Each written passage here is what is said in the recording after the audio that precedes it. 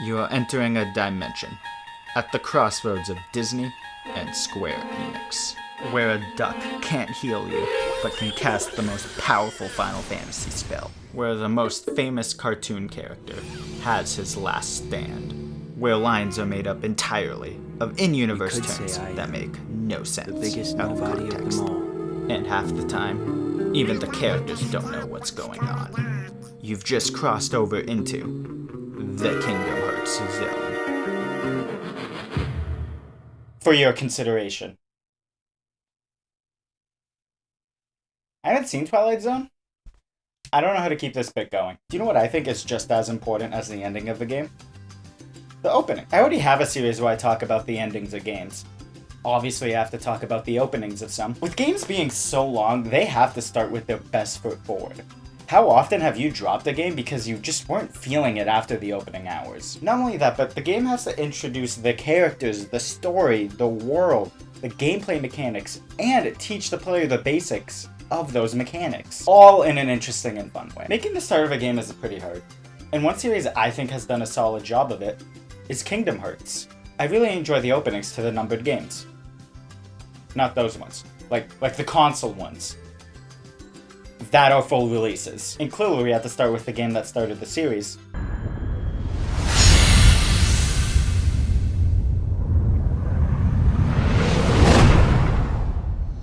The start of this game succeeds in doing multiple things.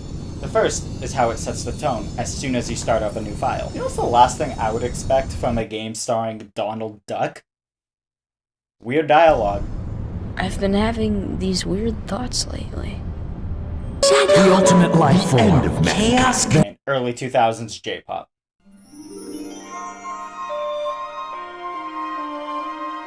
I'm not playing the actual song. I do not want UMG coming after me. But seriously though, this cutscene is a very good representation of the insanity these games will take you on. Telling the player right off the bat, oh, we're going to get weird with this cutscene is a great way to just have them strap in for the game. Not having any Disney characters in this cutscene is a great way to kind of just tell the kids who bought this game because they saw Goofy on the cover that it's going to take some time to see the Disney characters. Let them accept these new guys more if they're the only characters you've seen so far. One thing I like about this opening is that it feels like a show with how it bounces from plot to plot. It's just a very well-paced opening for a game. And it helps that what we're shown is good.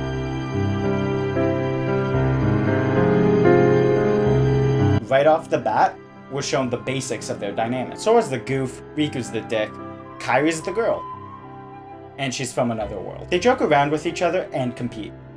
Like I said earlier, we get the basics of their relationship very early. While you're looking for parts to build a raft so you can run away, you can fight some Final Fantasy characters. These fights are good tutorials on fighting enemies that attack at different ranges, and how to parry them so you can get tech points. Bring back tech points, you cowards! Having a mechanic that promotes being more aggressive and parrying the enemy, reward the player with EXP, and the enemy getting stunned is perfect for an action RPG. 1v1ing everyone and winning makes you feel strong, and then having them all gang up on you and you still being able to beat them makes you feel stronger. On top of that, it's also good training for fighting a group of enemies that attack at different ranges, but they're nothing compared to Riku. Riku moves around a lot like Sora does, but it feels more refined. He even has a move where he taunts you, making the player want to hit him, but he takes a defensive stance and counters after blocking your attack. Having Sora's friend taunt him during the fight is a great way to build the rivalry, along with having Sora keep track of his win-loss against Riku. Even though you fought the other guys, having Sora keep an actual tally of the competitions you had with Riku really makes you feel the wins and the losses. Really makes you feel like a Kingdom Hearts final mix. You know Sora only has a rivalry with Riku, and it's not explained to you through direct dialogue, it's shown in a realistic and childlike way through gameplay. The end of the day starts to set up that Riku is kind of crushing on Kairi, and that he's having a crisis about his place in the universe? Dude, you're like 15. You probably shouldn't be thinking about why we're here. Just to suffer. You ever wonder why we're here? Before the end of the day, Riku teases Sora, building the rivalry a bit more, by tossing him a Paopu fruit, and explains what it does. It's the shipping fruit, and hints at a major theme in Day 2. Speaking of, the second day focuses more on deepening the relationships between the three characters, while the first one focused more on setting up the rivalry. Before you talk to Riku or Kairi, you can talk to Titus, who says, I think you've gotten stronger, but odds are you're still no match for Riku. We took him on 3-1 last time, and he whipped us all. Well, I guess Kairi can always count on him. Once again reinforcing that Riku is a G, and starting to set him up as a romantic rival for Sora, which is confirmed when you race him. If I win, I'm captain. And if you win... I get to share the Palpu with Kairi. Huh? Deal? The winner gets to share a Palpu with Kairi. Oh, wait a minute. After the race, Riku says he was just teasing Sora, which is a lie. Like, yeah, he was teasing him, but you know he wants to share the fruit with Kairi. Kids making jokes like that just have major, just kidding, unless vibes. This opening, and all of KH1, honestly, does a very good job in making these kids feel like kids. When a kid makes a joke like that, most of the time that's just how they feel. After the race, or before, depends on the order you do things in. There's some development for Sora's and Kairi's relationship. She's building a charm that when one has it, they'll always be together, or some crap like that. It's the same charm she gives you later on in the game that unlocks my favorite Keyblade. Stepping from this game's opening for a bit. In Kingdom Hearts 2 Final Mix, when you get Oathkeeper, you unlock Limit Form, which uses the power of distant friends. It's Kairi. Oathkeeper and the charm is a representation of Sora and Kairi's relationship, and it's one of the first things established about it in the series. When you have to go to the cave, you get some foreshadowing, which I'll get to later, and Sora draws himself giving the shipping fruit to Kairi. Now that Titus line from earlier starts to hit a little bit. The next way the game builds the relationship between these two is at the end of the day when Kairi says this. Sora, let's take the raft and go. Just the two of us. Huh? Just kidding. When a kid makes a joke like that, most of the time it's just how they feel. At the end of the game, Kairi goes back to the cave and sees the drawing that Sora made, and then she draws her giving him the shipping fruit. So yeah, she's into him. All of the moments later on in the series and in this game are built upon this opening hour. Having a lot of this day be about Kairi and how Riku is cooler, but then showing that Kairi seems to be crushing more on Sora is a good way to set up jealousy on Riku's part, something that can lead to being overtaken by the dark side of the Force. Hell, Kairi even talks about how Riku is changing, which is nice foreshadowing for what's going to happen to him. Anyways, the game decides that it's done enough setup for these kids, which I agree with, and it destroys their homeworld. Sora runs into Riku, who is acting very weird, and submits to the darkness. And look, he does the thing from the opening too. Because Riku fell to the darkness, the Keyblade goes to Sora instead of him. Hey look, something else picks Sora over Riku. And way later on in the game, like 20 hours, we start to get payoff for Sora and Riku's rivalry when Riku takes the Keyblade back from Sora. Riku beats Sora again. After continuing on without the Keyblade, or Donald and Goofy, Sora eventually gets it back from Riku because he's grown on this journey, and Riku is just drifting further and further in the darkness. Hollow Bastion only hits as hard as it does because of all the setup that's done in the opening of the game. If you cut out all the competition stuff and just showed Riku being a dick throughout the game, it wouldn't feel the same. You have to show the rivalry as friendly before you have Riku be a massive doucher later on, so you care about him. And you need to care about him to be invested in his redemption at the end. And to wrap up all the stuff with Kairi in the intro, the last time we see her, it's pretty fucking grim.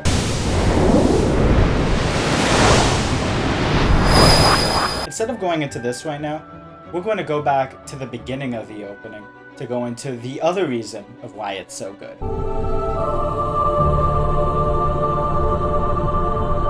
Replaying the opening for the video, there's one thing that really stuck out to me from the dream. We're shown 5 hearts of the Princesses of Hearts.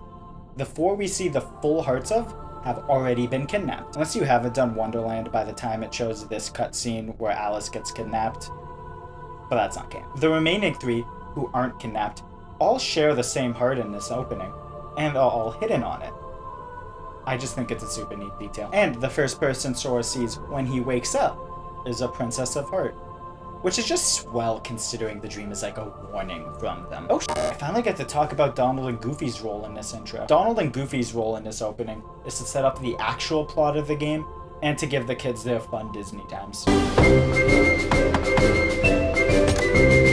This is comedy gold. The second time we see them, it establishes that Mickey dipped because worlds are dying and that Donald and Goofy have to find the key. It also establishes that whenever a star goes out, that means a world has died, which is a very key detail for later on. And they establish a rule nobody ever follows in this series. Donald and Goofy's role in this opening, along with what we see on Destiny Islands, is why I feel like this opening plays like an episode of a show. Shows tend to have 3 different plot lines happening in an episode. The A plot is just the problem of the day. The B plot focuses more on the relationship between the characters, and for most shows, the C plot focuses more on the overarching plot throughout the season. Sora going around getting the stuff for the raft, and a lot of the gameplay is the A plot. All the relationship stuff between the 3 friends is the B plot. Donald and Goofy starting their journey is the C plot, along with Mickey's disappearance and Ansem's weird cameo. Now this isn't as funny as the door bit, but it's still good. This is like comedy silver. Learning that worlds are dying, and then having Ansem show up, giving his weird monologue to Sora, does some foreshadowing about what's going to happen in 20 minutes and puts the player on edge. It's also a good tease for the true villain of the game. And I like the part where he calls Sora an idiot and then says Sora will always be an idiot because he is currently an idiot. Then you learn that the store only recently showed up, and along with this weird cloak guy, and Sora's dreams just constantly talking about a door opening, you know shit's about to go down. So when it does, you're properly set up for it. Again, we get that first bit of payoff about Riku acting weird lately, but the best written moment in this opening, and honestly throughout the whole game, is when Kairi goes inside Sora's heart. I guess this video is just starting a game / the Kairi inside me twist is perfect. I want to talk about it, and it's my channel, I can do whatever I want. First off, we all know that this is when Kairi goes inside Sora's heart. But why? The game doesn't tell us. The visuals in this moment are strong enough that when you think about it, you can put 2 and 2 together. Same thing with the stained glass hearts. Like, I don't think any game ever comes out and says, oh, this is a representation of someone's heart. I must be inside Riku's heart. It's like Kingdom Hearts has a lot of very well-written moments, but everything seems insane unless you've played all 11 games in the series and you know everything that's happened in them. The rest of the foreshadowing for the twist is either Sora knowing something that only Kairi would know, and he's not entirely sure why he knows it, or he even said it, or like him seeing Kairi for no reason. And the first 2 times it happens, it's super neat. The first time you're like, oh, it's just Yuffie doing some weird ninja trick. But the second time, it's confirmed that only Sora saw her because Donald and Goofy are looking at Sora like he's crazy. Later on in the game, when you find Kairi and she's not responding to anything, you basically know where her heart is already. You're given all the hints you could possibly need to figure it out. You just need the game to drop that one line, and everything falls into place. And much like with Riku, all of the moments of payoff for Kairi in Hollow Bastion are all set up at the start of the game. Everything in the opening's B-plot all comes to an end here, and it's so good and one of the best parts in the game, and would all be nothing without this game's amazing opening. And unless I'm missing any foreshadowing or relationship building throughout the opening, I think that's about it. Even though in Traverse Town, the game hasn't fully opened up yet, I still wouldn't consider it part of the opening. It's episode 2. I guess just to go through it quickly, the exposition dump in it's fun, where it jumps back and forth between the 2 conversations. Like I said, the Kairi bits are great, and these moments with Donald are comedy diamond. And when Goofy points out that a star just went out, you know based off of the context of the game that that's Sora's world. And it's just great because the game doesn't treat you like an idiot in this moment and spend too much time talking about it, which is the secret 4th thing about the opening. There's a lot of stuff that happens that you just know without it being spelled out to you, which is something a lot of JRPGs don't do. Do you agree? Think I'm an idiot? Comment down below. Dislike the video if you can't tell which one is Huey, Dewey, or Louie, and subscribe for more bad content. Follow me on other places if you want. Showing up in the Camobot streams, along with playing this game's opening again for this video, has been making me want to stream a level 1 run of Kingdom Hearts 2, so I might be doing that soon. Take care, guys. God damn it!